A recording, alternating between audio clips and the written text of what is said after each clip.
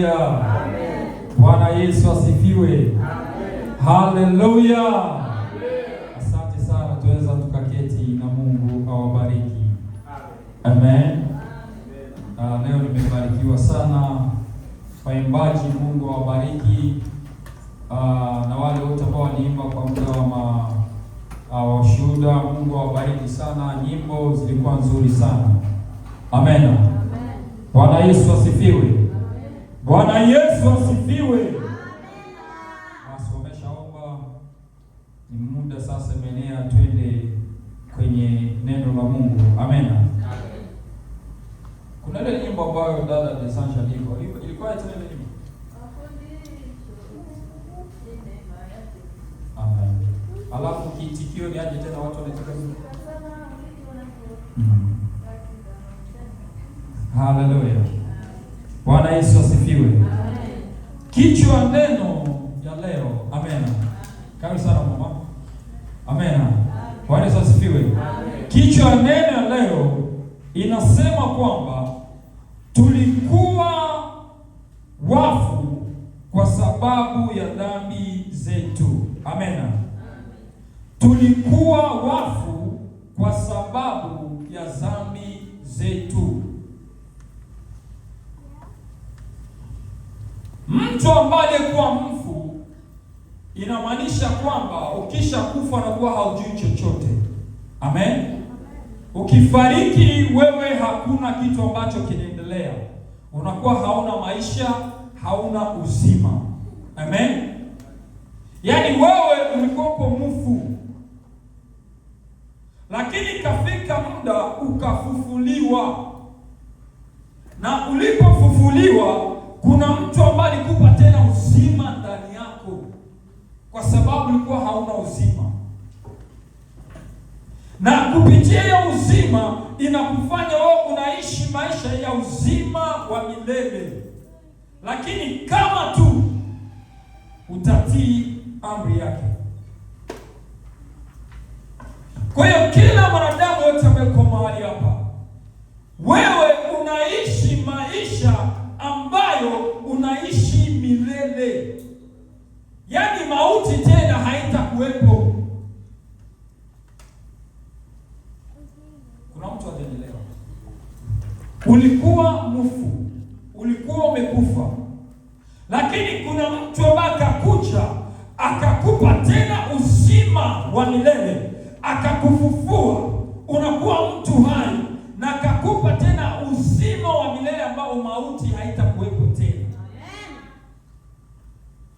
Ila amri ni moja tu. Amen. Amri ni moja tu. Ni nini? Kuacha dhambi. Hiyo tu.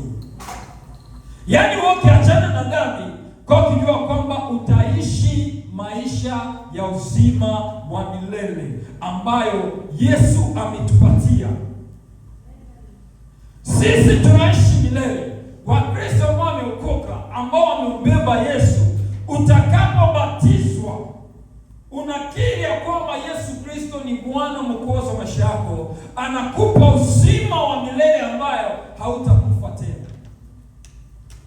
Kwa hiyo kila mtu yote ambaye ameokoka na akabatizwa na nakiri Yesu Kristo ni Bwana Mwokozi wa maisha yake na naishi maisha matakatifu, nimekuja kukupa habari njema kwamba wewe hautakufa tena, bali utaishi milele. Amen. Kwa sababu gani? Yesu ni uzima. Amen. Yesu amekufa na kafufuka. Niambie mtu gani mwingine ashaikufa na kafufuka? Lakini kwa Yesu kuna. Kwa hiyo inamaanisha kwamba tumfuate tu huyu Yesu. Yoyote ambaye hana Yesu ndani yake, pasiwe mtu ambaye atasema aseme tuko na Mungu mmoja. Zamani walikuwa wanasema aseme sisi Waislamu wanani tuko Mungu mmoja. No. Hatuna Mungu mmoja. Mungu ni mtu mmoja. Mungu ni mmoja tu. Hakuna wa Mungu wawili au watatu. Mungu ni mmoja tu. Kwa sababu gani? Yesu alikuja akatupa uzima wa milele ambao hatutangaikia tena. Amen. Kichwa neno nasema kwamba tulikuwa wafu dhambi zetu. Maana inamaanisha kwamba dhambi ni kifo. Amen. Dhambi ni kifo. Kifo tu ndio kitu pekee ambayo inaweza kukutenga mbali. Dhambi inakutenga mbali na huyu Yesu Kristo. Lakini Yesu anakupenda sana. Tutakwenda kufungua vitabu vyetu katika kitabu cha Waefeso sura yake ya 2 mstari wa 1 mpaka 22.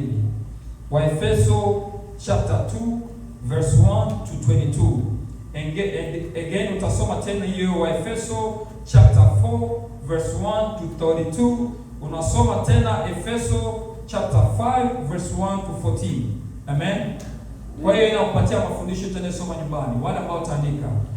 Tunasoma katika kitabu cha Waefeso chapter 2 verse 1 to 22.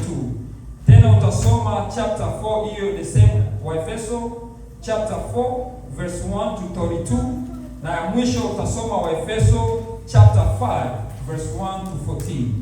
Bwana Yesu asifiwe. Amen. Bwana Yesu asifiwe. Amen. Na tutaomba somaji atusomee kwenye kitabu cha Waefeso sura yake ya 2 mstari wa 1 mpaka 4, lakini tutasoma mistari michache hapo kwa sababu ya muda ambao tuko nayo. Amen. Waefeso 2:1-22. Karibu msomaji. Tunasoma kitabu cha Waefeso sura 2 mstari wa 1 mpaka 12. Ndio. Tunakamata ule mstari wa 12. Amen. Mstari wake wa 1 inasema hivi. Nanyi mulikuwa wafu. Nanyi mulikuwa wafu kwa sababu ya makosa ya dhambi zenu. Kwa sababu ya makosa ya dhambi zenu ambazo muliziendea zamani kwa kuifuata kawaida ya ulimwengu na kufuata mfano ya uwezo wa anga. Roho yule atendaye kazi sasa katika wana wa wasi ambazo zamani sisi sote nasi tukiendea katika huyo katika tamaa za mwili zetu. Yes. Tulipoyatimiza mapenzi ya mwili na ya nia, tukakuwa kwa tabia yetu ya watoto wa hasira kama azo wengine. Yes. Lakini Mungu kwa kuwa ni mwingi wa rehema. Lakini Mungu kwa kuwa ni mwingi wa rehema, kwa mapenzi yake makuu, aliyetupenda hata wakati ule tulipokuwa wafu, yes, kwa sababu ya makosa yetu, alituuisha pamoja, yes, Kristo. Yaani tumeokolewa kwa neema. Bwana Yesu asifiwe. Acha pale papa. Amen. Mungu akubariki sana. Amen. Aseme tulikuwa wafu kwa sababu ya dhambi zetu, kwa sababu ya makosa ya dhambi zetu. Mtu ambaye iko kwenye dhambi anafananishwa na mfu. Dhambi ni harufu mbele za Bwana. Dhambi ni kitu pekee ambayo inakutenga mbali na Mungu. Lakini utakapomrudia Bwana, Mungu atatembea na wewe bega kwa bega. Kwenye kila hatua Mungu atakuongoza. Lakini Biblia inasema kwamba aseme sisi tumefuata tamaa ya dunia, tumefuata mwenendo wa dunia. Biblia inatuambia kwamba aseme wewe uliye wa Mungu, sikia maneno ya Mungu. Biblia inatuambia aseme tusifananishwi na watu wa dunia hii. Maana yake kwamba kuna watoto wa Mungu na watu wa dunia hii. Sasa wewe ambao umeokoka, wewe ambao umekiri Yesu Kristo ni Bwana Mwokozi wa maisha yako, acha maisha ya dhambi. Maana dhambi inakutenga mbali na Mungu. Aseme wewe ulikuwa kwa mfu, na mfu kisha kufa wako unakwisha. Lakini Yesu aliamua kuje duniani kwa sababu ya upendo ambao yuko nayo kwetu sisi. Yesu akafariki pamoja nasi ili aweze kutufufua. Na Yesu alipokufufua, hakukufufua tuje aseme utoke kwenye dhambi, bali na Yesu akakupa kipawa cha wewe kukua, akakupa nguvu ya kushinda dhambi, akakupa nguvu ya mamlaka juu ya shetani, akakupa nguvu ya uwezo mkubwa sana. Amen. Amen. Kwa hiyo dhambi ni kitu ambayo inatutenga sisi mbali na Mungu wetu. Lakini matendo yetu tunayoyafanya, tunapofanya matendo yetu, tufanye matendo ambayo itampendeza Mungu. Tusiige dunia. Dunia iko na watu wake. Aseme mfalme wa ulimwengu ni shetani. Huyu shetani analeta vitu ambavyo vitakutoa karibu na Mungu. Lakini usikubali. Mateso ipo, magumu yapo, lakini pamoja na huyu Mungu tutashinda yote. Kwa sababu gani? Yesu aliyashinda yote. Angalia, Yesu alipitia mateso. Wewe unasema ushateseka sana, lakini hakuna mtu ashateseka kama Yesu. Yesu alipigwa, alichomwa mkuki, alipigwa misumari, walimvalisha taji la miiba kwenye kichwa. Watu walimdharau, wakamtukana, wakamfanya kila aina mabaya. Lakini Yesu alipokufa na alipofufuka, mateso na shida zote akazishinda. Amen. Kwa hiyo na wewe utakapomrudia Bwana, utakaporudi mbele za Bwana, haijalishi kwamba umepotea, haijalishi kwamba wewe umeenda kwenye dunia, haijalishi kwamba umefanya dhambi, haijalishi kwamba wewe ni mwenye dhambi, lakini Yesu anasema alikufa kwa sababu ya wewe mwenye dhambi, na alipofufuka alifufuka pamoja na wewe. Kwa hiyo mrudilie Mungu. Haijalishi kwamba unafanya dhambi, lakini Bwana anasema leo nimerudi kwa ajili yako. Upendo wangu kwako ni mkubwa. Upendo wangu sio kwamba wanadamu. Upendo wa wanadamu unapimwa. Upendo wa wanadamu ni mchache, lakini upendo wa Yesu ni mkubwa kuzidi mwanadamu. Ndio maana nakwambia, hata kama umeshatereza, hata kama umeshafanya dhambi, leo ni siku yako. Bwana anasema mrudilie tu, kwa sababu haiko tena tayari kukupoteza. Yesu hataki akupoteze. Bwana yuko tayari kukusikiliza. Mrudilie Bwana, mrudilie Muumba wako. Siku zinakuja. Bwana anasema hataki uende jehanamu. Ndio maana amekufa msalabani kwa dhambi zako wewe. Dhambi zako Yesu ameshazilipia. Amen. Dhambi zako Yesu ameshazilipia. Tusiishi tena maisha ya dhambi. Tusiishi tena maisha matamanio. Vitu vya dunia hivi vinatamanika. Tusikue kama Eva. Eva aliona tunda, akasema hili linafaa kwa chakula, lina matamaniko. Lakini Yesu alikuja sasa, akasema kwa sababu Eva alifanya dhambi, kwa sababu alipata ile tamaa, nami ninakuja sasa, damu yangu imwagike, ile tamaa ya dunia iwatoke, waishi maisha matakatifu. Amen. Kwa hiyo Yesu ameshamaliza yote. Yesu amemaliza yote. Dhambi tu ndio inatutenga mbali na Bwana. Lakini tutakapomrudia, Biblia inatuambia kwamba historia ya mwana mpotevu, aliomba urithi wake akaenda. Alipofika huko maisha ilimpiga, akasema kwa nini niteseke? Acha nirudi kwa baba yangu. Ninajua nikirudi baba atanipokea tu. Na amerudi na baba akampokea. Na wewe unafananishwa na mwana mpotevu. Umeshafanya dhambi nyingi sana. Haijalishi umekaa kwenye dunia, rudi kwa Mungu siku ya leo, na baba yuko tayari kukupokea. Mungu yuko tayari kukusikiliza. Usiangalie wanadamu. Wanadamu watakupotosha. Wanadamu wanakuchota kidole, aseme wewe ni mlevi, wewe ni kahaba, wewe ni malaya, wewe umeshindikana, wewe umetupwa. Kuna mtu pekee ambaye hata kusema vibaya. Kuna mtu pekee ambaye atakupokea kwa moyo wake wote, na huyo mtu ni Yesu Kristo pekee yake. Haleluya. Bwana Yesu asifiwe. Bwana Yesu asifiwe. Bwana Yesu asifiwe. Wakati mimi sijaokoka, nilikuwa mtu wa kidunia, nilikuwa nikisuka nywele, nilikuwa mtu ambaye sifai. Watu wakinionyesha kidole, wakasema ule ameshalaaniwa, ule hafai tena. Lakini Yesu aliona mimi ninafaa, na leo ninahubiri injili, ndugu mpendwa. Kwa hiyo na wewe ndio uko mahali hapa, acha nikwambie, taji lako bado Yesu anayo. Wewe mrejee Yesu. Depo umefanya dhambi, faida gani umepata? Depo umeenda kwenye dunia, faida gani umepata?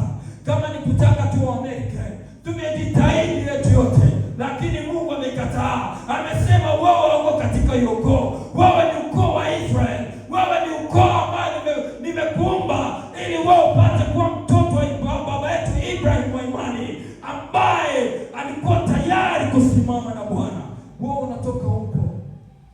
wewe uko katika ukoo wa Kaini.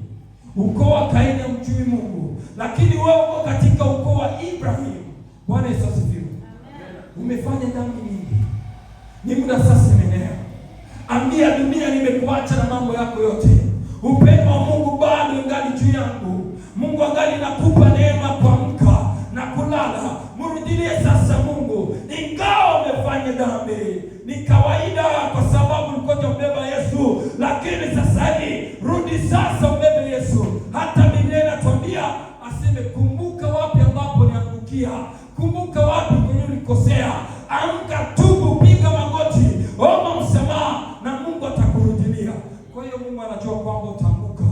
Mungu anajua kwamba utafanya dhambi, lakini Mungu akasema sitakuacha kwa sababu nimekununua kwa bei ya thamani sana.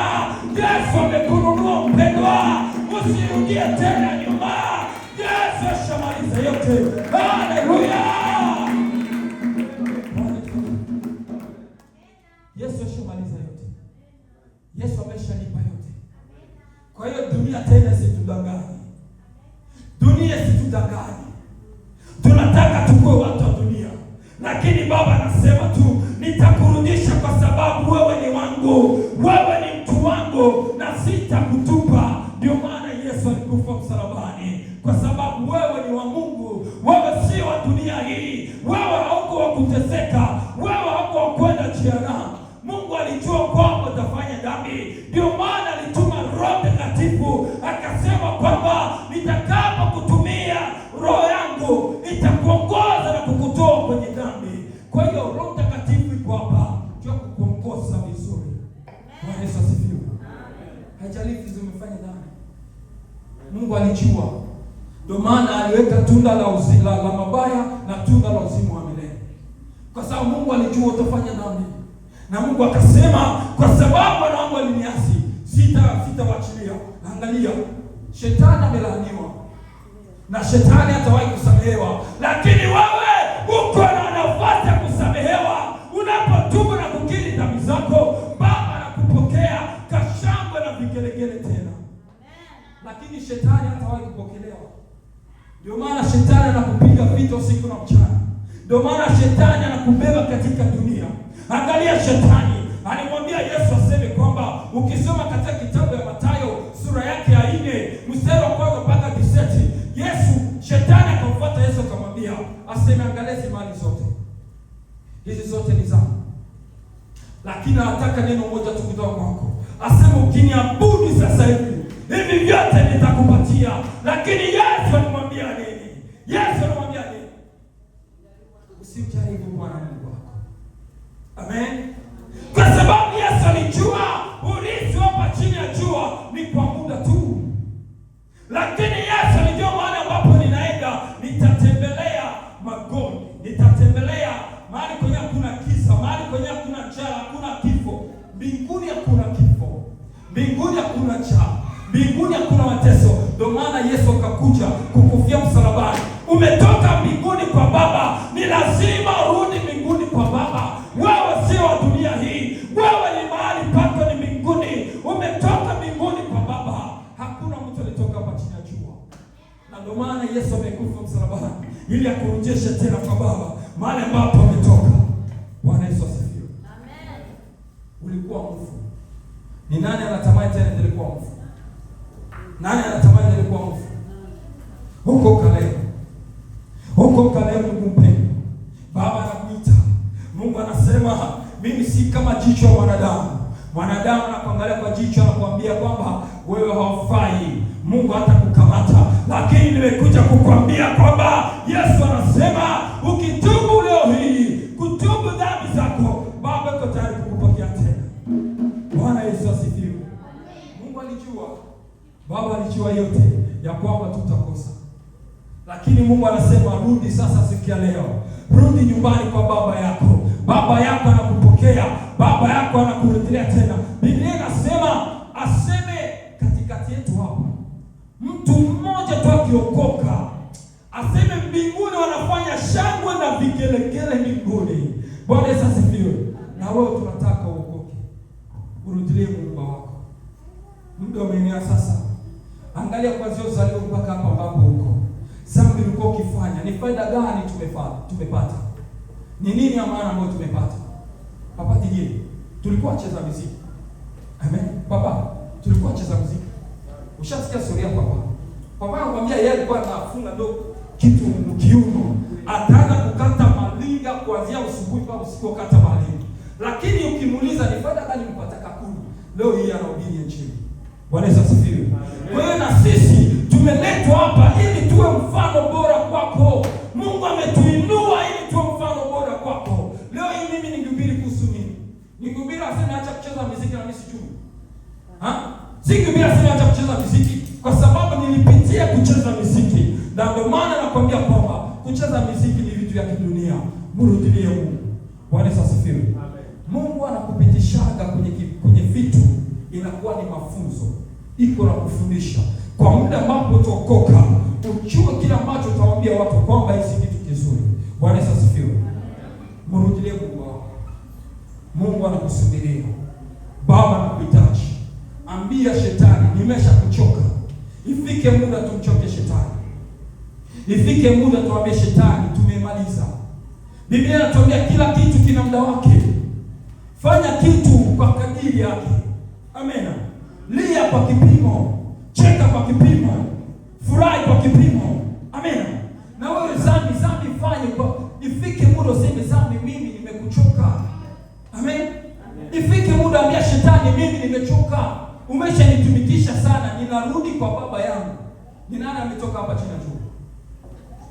Nani ambaye ametoka hapa chini juu? Halo? Halo? Kanisa, ni nani ambaye ametoka hapa chini juu? Mwanadamu kutoka chini juu. Wakutokea hapa. Kuna mahali ambapo umetoka. Amen. Hii mwili haiko mwanadamu. Hii ni kama nipande mfano gani? Acha nikamate kwa mfano, nikamate Biblia. Sawa? Tunaona ndani pako white, si ndio? Alafu pako black. Sasa hii ni mwili wa mwanadamu. Hii hapa, hii iko tu juu ya kuchunga hii sichafuki. Amen. Sasa na mwanadamu naye aseme wakati Mungu alikutengeneza ulikuwa bado hujakuwa mtu hai. Aseme alipokupulizia pumzi hai ndipo kaitwa nani? Aseme wewe Mungu alikupulizia pumzi hai. Ndio maana hata ndio unafanyaka dhambi, lakini kuna dhambi zingine ambapo wewe pekee ndio unasema siwezi fanya. Amen. Ndio unafanyaka dhambi, yes, Mungu anachua, lakini kuna dhambi zingine ambazo wewe pekee unasema hata kama mimi nimefanya dhambi, hii moja siwezi nikafanya. Kwa sababu gani? Bado na roho ya Mungu ndani yako. Bado naishi na Mungu ndani yako. Bado nakaa na Mungu ndani yako. Ndio maana Baba anajua ipo siku tu utarudia tena. Maana wewe ni wa Mungu, wewe si wa dunia hii. Amen. Murudilie Bwana. Murudilie Mungu wako. Sitakwambia maneno mengi sana. Lakini kitu ninakwambia tu ni nini? Dhambi iwe na muda wake. Amen. Umeshafanya dhambi, achia hapo. Murudilie Mungu sasa. Mungu anakupa ingine neema. Mungu anakupa ingine na nafasi. Aseme tusiwe watu wa dunia hii. Maana dunia hii iko na watu wake. Sisi ni watu wa Mungu, sisi ni watoto wa Mungu. Sisi si watu wa dunia hii. Baba anakutafuta. Baba anakuita. Shamba ni kubwa, watendakazi ni wachache. Mimi sikuwa najua kama papa, sikuwa najua kama mama kwa sauti ya kuimba. Mama kuna kwa sauti ya kuimba. Mama kiafanya kwaya, kuingia kwaya mama. Kipaji mzuri papa, mwambie mama kiafanya. Amen. Kipaji mzuri sana leo. Dada zangu. Wanajua tuna mwisho siku imba hiyo nyimbo. Siku mwingine mwaka. Mama yuko mwaka gani? Si miaka inapita. Lakini wewe ulipokuja hivi, ulipoimba, upako mwingine kafunguka. Kwa hiyo Bwana anakuhitaji tena.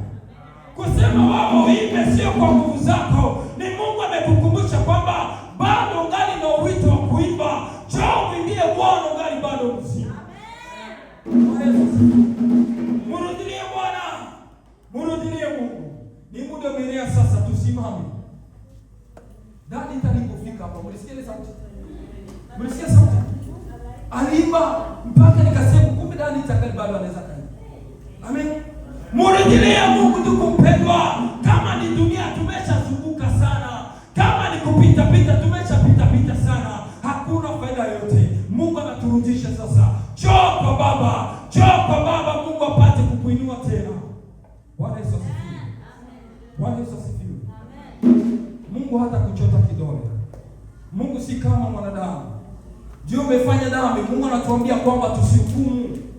Wewe ni mwanadamu au malaika. Mungu alijua ya kwamba utafanya dhambi. Ndio maana Mungu akatuchagua sisi watumishi wake tuje tukuhubiria habari njema. Tukwambie kwamba kama dunia itakuchota kidole, lakini sisi kanisani hatutakuchota kidole. Sisi tuko tu kukuita tena pale ambapo ulianguka, tukuinue tena na kutangaza injili ili sifa imurudilie Bwana. Bwana Yesu asifiwe. Tunahitaji watu ambao watafanya kazi ya Bwana. Tunahitaji watu ambao watafanya kazi ya Mungu. Baba, mama alikwambia sema ile ndio kiti yako. Maana ile ndio calling yako kupiga pale. Utakapopiga pale sifa zitamrudilia Bwana. Bwana Yesu asifiwe. Tunahitaji mashujaa. Tunahitaji watumishi wa Yesu ambao watahubiri injili kwa namna mbalimbali. Kama mimi nitahubiri, wewe utaimba. Kama wewe utaimba, yeye atapiga ngoma. Kama yeye atapiga ngoma, mwingine atashika pendo. Yote tukufu imrudilie Bwana. Bwana Yesu asifiwe. Bwana Yesu asifiwe. Kazi ya Mungu ni kubwa sana. Njoo tufanye kazi ya Baba. Sio lazima wote tuimbe, lakini ni lazima tufanye kazi ya Baba sisi wote. Bwana Yesu asifiwe. Sio lazima wote tuimbe, lakini ni lazima mwili ya Baba tuijenge, nyumba ya Baba tuheshimie. Bwana Yesu asifiwe. Njoo ufanye kazi ya Baba. Njoo ufanye kazi ya Baba. Kazi ya Baba inakuhitaji. Kazi ya Baba inakuhitaji. Angalia, acha nikwambie kitu. Mungu sio kwamba hakujua kwamba utafanya dhambi. Mungu alijua, lakini Mungu anataka utakapookoka watu wengine wajue kwamba Yesu anaweza kukuokoa. Kama Yesu anaweza kukubadilisha, anaweza kubadilisha watu wengine. Bwana Yesu asifiwe. Kwa hiyo usijilaumu kama ulifanya dhambi. Usijilaumu. Ni muda sasa umenea ya kuacha dhambi, ya kusema leo mimi ninaacha dhambi. Ninamwacha shetani na mambo yake yote. Ninarudi kwa Baba, maana kwa Baba kuna uzima wa milele. Kwa Baba kuna mateso. Kwa Baba kuna kulia. Kwa Baba kuna kuteseka. Acha nikwambie ndugu mpendwa. Tunatumika kazi siku saba. Lakini unaangalia hata pesa hakuna. Unafanya kazi 2 3, hakuna pesa. Tunaenda kwa makazi sio kwamba tunapenda. Hatupendi kwenda kwenye makazi. Kila mtu hapa yuko shahidi. Nani anapenda kutumika? Nani anapenda fanye kazi? Nani? Si kila mtu anapenda aishi maisha mazuri. Mungu anakuambia aseme kwake kuna maisha mazuri. Kwake hakuna mateso. Kwake hakuna kuteseka. Njoo rudi kwa Baba. Tumtumikie Mungu wetu. Maana Mungu wetu ni muweza. Mungu anasema aseme siku ile wale ambao watapata neema na nafasi ya kuandika katika kitabu cha uzima milele. Aseme malaika watakuja, wanawaletea kanzu mpya, kanzu nzuri, wanawavalisha na kuambia pole sana wanangu, maana mnatoka kwenye mateso. Mimi baba yenu niko hapa, ninakuja kuwapokea. Ache kwa siku ya furaha na amani ndugu mpendwa. Amen. Ninakuomba usikose siku hiyo. Usikose bahati hiyo. Mrudie Mungu wetu. Na Mungu awabariki. Amen. Amen.